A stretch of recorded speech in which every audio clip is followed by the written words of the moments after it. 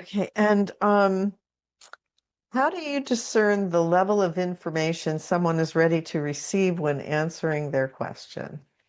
This is simply what we have described before as the automatic filtering system or block that we impose on our consciousness that checks in with the collective consciousness and also that person's spirit team to make sure that whatever is not appropriate to tell them, we simply don't have access to. It's handled in a very different way. We don't have to think about it. It's just automatically an agreement we make with your world and with that person's spirit team to not have access to information that wouldn't serve them right now. Okay, and this person is saying that during their CE5, they heard a loud explosion.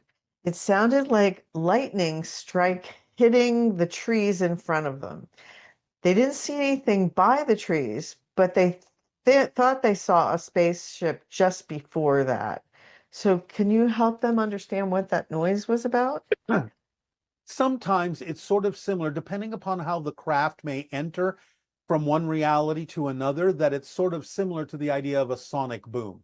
In other words, the difference from one reality vibration to another reality vibrational shift, depending on how the craft decided to navigate that, might create a sonic effect like that, sort of like your sonic boom when you exceed the sound barrier. Nice. And you explained that Adama is the ancient name of the human male, and Eva is the ancient name of the human female, and that Eva is an upgrade of Adama. In what specific way is Eva an upgrade of Adama? They're curious to know so that we can all start embodying some of these upgraded attributes more consciously. Again, it's more about the idea of the balance of male and female energy.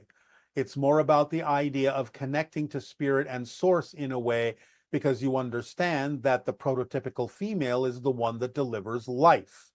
Now, again, obviously the male has something to do with that in terms of the sperm, but the idea is that the female is the incubation vessel for the idea of new life and therefore is more connected to the idea of soul and spirit in the communication with the child yet to be born. And therefore, it's more about the idea of being an upgrade in that the female is self-sustaining the population by being able to give life and create new life on your planet, and therefore is a more balanced state. Yes. Can you speak to us about the Nephilim and who they are and what they are, and are they negatively or positively oriented, and are they still on Earth? No, they're not still on Earth. The Nephilim were the offspring of the idea that some extraterrestrial beings had children by human females. These have left the Earth long ago. And when extraterrestrial ships crash onto our planet, is it more so due to technical malfunction, or are humans more responsible for downing the ships? I'm aware both occur. I just wondered what occurs more frequently. It depends. Metaphysically, it's about donating things to your society that help you move forward. The reasons for it physiologically can be very different. It can be interference from certain technologies. It can be something that happens in nature, like lightning strikes and things like that. The technology of certain extraterrestrial societies isn't always foolproof. But the idea is that on a higher level, it's because it's necessary for a donation to be made to your society to move you along evolutionarily. Okay, and before our Earth existed and before the billions of Earths that ever existed, has the value of pi in a circle forever stayed the same? Has it simply been rediscovered time and again, or does it change like everything else? It does not change. It is a constant. It is expressed slightly differently in different universes, but nevertheless, the principle is the same relative to the universe it is discovered in. And this person is saying, I've heard the channel say that Sasquatch beings are master herbalists and that they introduce indigenous shamans to ayahuasca. Is there any truth to this? There is some truth to it. It's not the whole story, but we will not go into detail about that right now. And people gave the name Anunnaki to the crew of existentialist extraterrestrials led by Anu and Enki, thus the name. But what did Anu and Enki call themselves in the first place? What's the name of their people?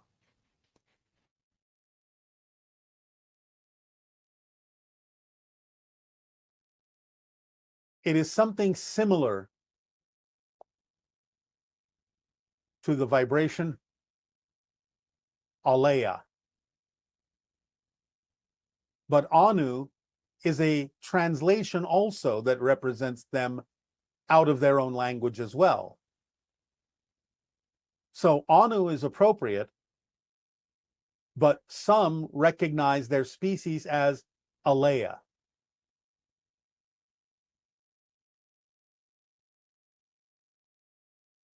And who are the children of shadows referred to in the Emerald tablets? And who are the sons and daughters of light?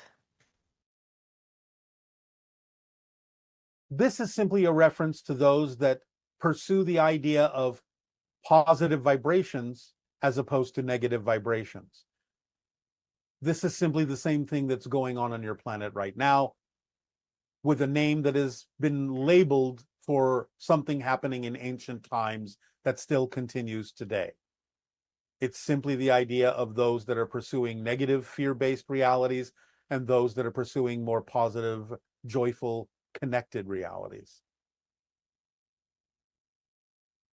Okay, and can you explain how megalithic structures like the pyramids and massive stone blocks at Machu Picchu and places like that were constructed with such precision that even a card can't fit in between the stones?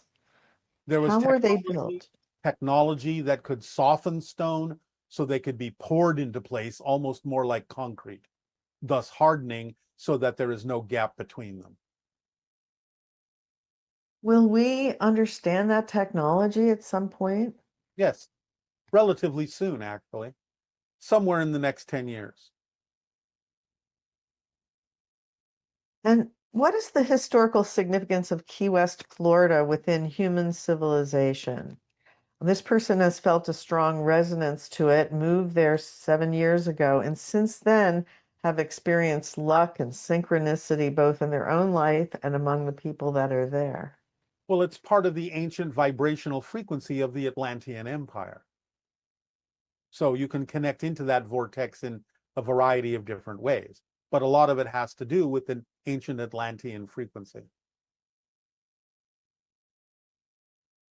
And this person is saying that they've always been drawn to Ireland and the idea of the ancient Celts with their connection to nature spirits, the Druids, the Seers, and Wicca. Can you talk a little bit about the Celts and where they got their knowledge? Was it This from also, Atlantis? this also came from Atlantis in ancient times. It has mutated across the generations, but the original information came from survivors from Atlantis. So why is there such a strong connection to nature spirits in Ireland? There's a strong connection to nature spirits in a variety of places, but the idea of certain places that beings from ancient civilizations wound up, that imbued the area with certain kinds of frequencies and knowledge, created generations of people who are perhaps a little more sensitive to the elementals in those areas. It's not that elementals don't exist in a lot of other areas. It's just that historically, the people that wound up in those areas in ancient times brought with them an understanding and a vibrational energy that may make the subsequent generations a little more sensitive, a little more capable of thinking about their relationship to beings like the elementals. And therefore, it seems to happen more often in those areas because it's part of their tradition to do so from ancient times, based on how people wound up there that carried with them the understanding that elementals existed. What are some of the benefits of learning to communicate with elementals? Having closer connections and understanding and communicating with all the elements of nature, animals, trees, so on and so forth, plus the elemental spirits themselves. This questioning is arriving at a termination point. Okay. Um, is there anything else that you'd like to share before we stop? Or were you just saying that specific line of questioning? All of it. Okay. The idea is to now move forward, relax for the continuation of this transmission. I will then add this and tell you that the upcoming transmission will be titled Knocking on Heaven's Door, where we will talk about the idea of the thinning of the veil between physical and non-physical reality that is happening as part of your evolutionary experience in learning to communicate more readily and more concretely with spirits. Knocking on heaven's door. We will talk about the thinning of the veil. So now relax at this point to allow the transmission to continue.